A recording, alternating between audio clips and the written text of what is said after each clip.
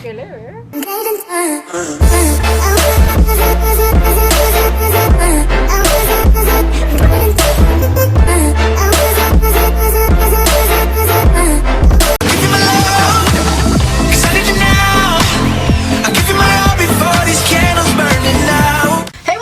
I'm Haven and welcome back. Today's video is going to be my WrestleMania 36 thoughts and recap. I will not talk about every single thing that happened because I don't want to.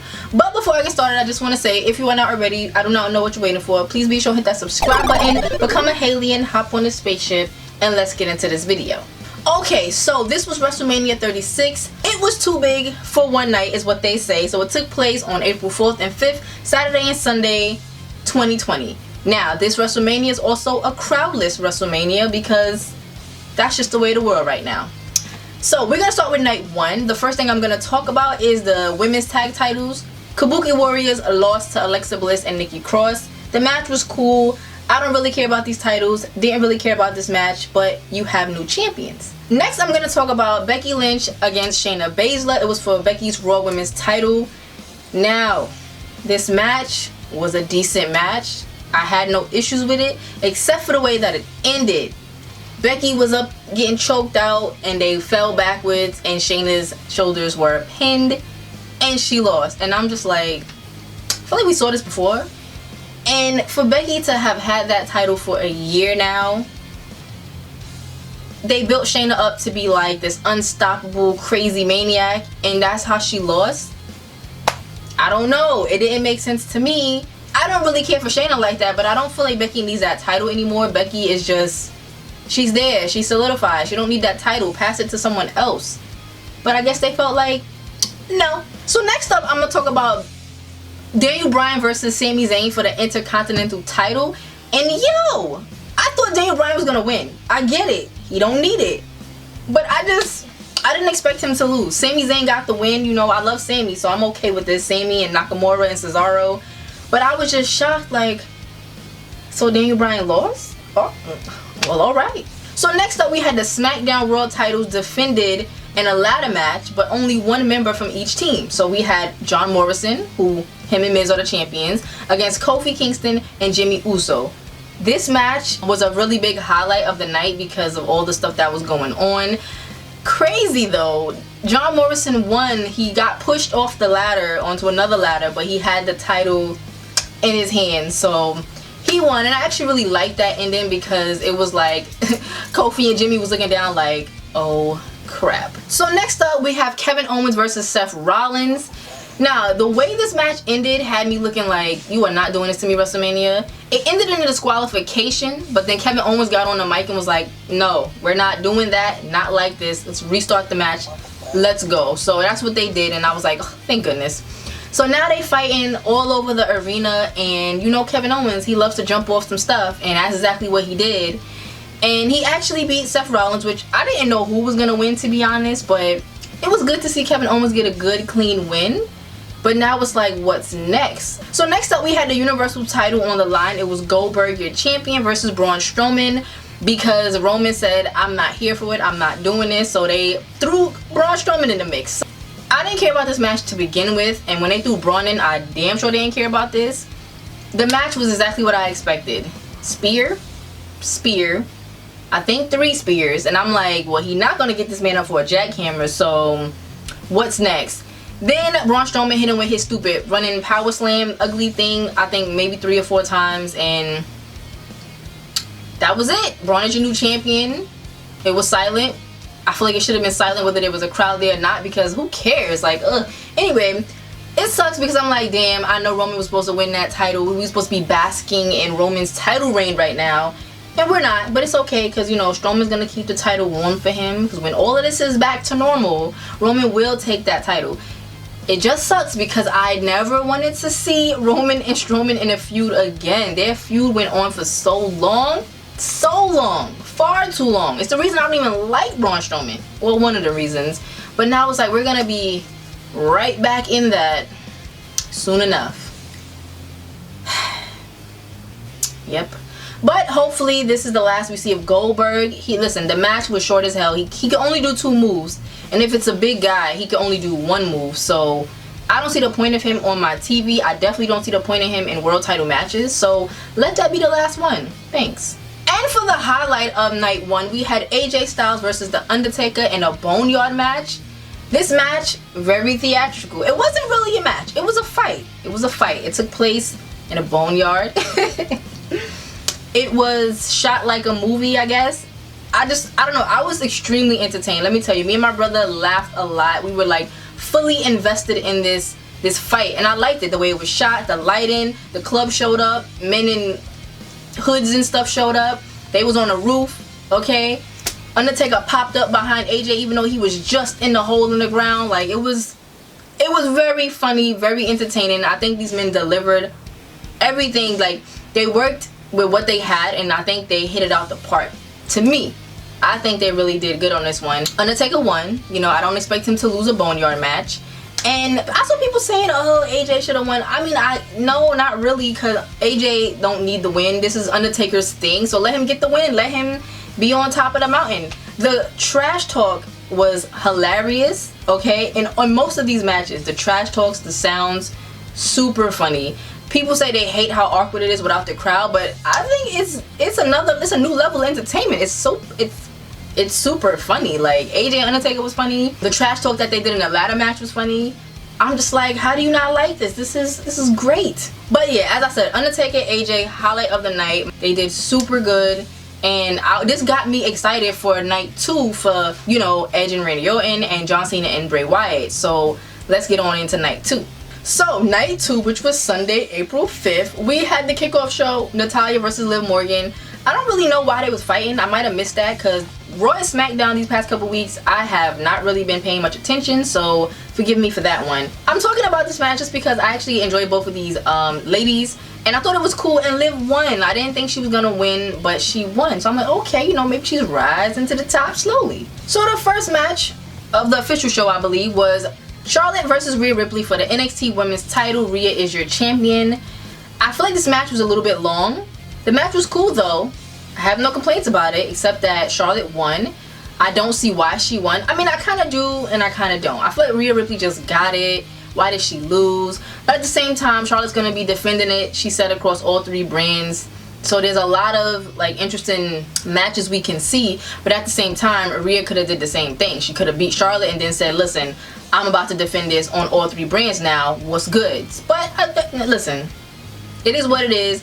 I don't think nobody was really surprised that she won because Charlotte kind of wins everything. So the next match I want to talk about was Otis versus Dolph Ziggler. It was shown that Sonya Deville and Dolph Ziggler were pretty much working together to get like Mandy and Otis to not be together pretty much. Like Sonya was writing him from Mandy's phone and stuff like that. And it was shown from the hacker, who someone pointed out is probably Ali, which I would love it to be Ali because I've missed him so much. But yeah, so, you know, now it's like, oh man, we know they was up to no good. This match starts. This match, it was cool. You know, I don't have a big issue with this match at all. Mandy came out because Sonya was out there with Dolph. For what? But Mandy came out, slapped Sonya to the ground, and I think she hit Dolph with a low blow. Otis got the win. She raised his hand at the end of it. He picked her up in his arms. They kissed. And I'm like, oh, the crowd would have been going crazy right now. But I was actually excited for this. I don't even know why, because I don't care about Mandy, but the storyline, I'm like, no, don't do this to Otis. He deserves better. And I'm like, oh, he got the girl. So, you know, I know that's not going to last long. It's going to be some stupid, terrible shit where she leaves him, probably breaks his heart. But honestly, I'd rather he leave her and break her heart, you know? Or no, can they have a friendly breakup? You know, can they just be like, oh, this was nice, but, you know, we're going to part ways. Let it be nice, friendly, no heartbreak. But this is WWE, so I know it's going to be some type of drama. So we had Edge versus Randy Orton in a last man standing match. This match ended up all over the Performance Center. Edge was swinging from everything, from the ceiling, from the trees, from the... There was no trees, but he was definitely swinging from everything. The match was cool. The sounds were hilarious. Like, oh my gosh, Randy sounded like he was having a hard time. So funny. And Edge won. He had to. If Edge had lost this match, there would have been, I don't know how much outrage there would have been. It would have been so intense. The internet might have crashed. Like, it would have been crazy. But of course Edge won. Now I'm like, what happens next? So I really like this feud. Everything leading up to this, I enjoyed a lot. So What happens next? Is it over? I don't want it to be over. We had the Raw Tag Titles defended. It was the Street Profits, your champions, versus Angel Garza and Austin Theory with Zelina Vega. The match was a good match. You know, all these men involved, they had some good shit going on, some high flying, some hard hitting moves. Now the Street Profits retained, thank goodness, because if that other team would have won, I'd have been like, no. But Zelina got involved and out came Bianca Belair. She came, beat her ass up, and now she's here on Raw with her husband, and I think that is so beautiful. And it was just funny though, because the mismatch is crazy. Bianca is so big and like built, and Zelina is so small and tiny, and I was just like, girl, all she gotta do is like pluck her somewhere, you know? So we had the SmackDown Women's title on the line. It was Bayley, your champion, Sasha Banks, Tamina, Naomi, Lacey Evans, and that's it. I like this match, I do. It was elimination, and it came down to Sasha, Bayley, and Lacey Evans. And you know what? Bayley won. Bayley retained. Sasha got eliminated, and it came down to Evans and Bayley retained. Now I feel like they're gonna do something between Bayley and Sasha, because Bayley did not try to help save Sasha when Evans was beating that ass. So that might be the start of something right there. Of course, we all want to see Sasha and Bayley. Those two are the best together, even though Sasha and Charlotte do really well together as well. So now we had John Cena versus The Fiend in a Firefly Funhouse match. Now I was thinking, yes, have it be a crazy funhouse thing going on, and it's pretty much what they did, but it was supposed to be like in John Cena's mind from what I'm gathering. He went back to like his debut with him and Kurt Angle. He went back to like basic thugonomics John Cena. He came out at some point as like a NWO member, like I guess he's supposed to be Hogan. And it was interesting. Like, I'm not gonna say when I first saw it I loved it. I was kind of confused because there was really no match. There was really no fight. The Fiend, I think, hit him with the, I don't know what he hit him with. The Fiend did one thing to Cena, and that was it. And Cena disappeared, I believe, at the end of it. But it was just like, I think I just expected a match. Like, I expected a fight. So what I got, I was like, And that was even Titus O'Neil. His reaction was just like, I don't know what I just saw. And I'm like, you know what, Titus? Me neither. I don't know. But thinking back on it, it was cool. I'm not saying I hated it. Not saying it was bad. It was cool. Just not what I expected. That's on me, y'all. I'm on my R-Truth. I shouldn't have had no expectations for this. But it was cool for what it was. They say Cena can't take any bumps because he's a movie star now, which I get. So I didn't take that into consideration. So for what they had to work with, it was a pretty good job.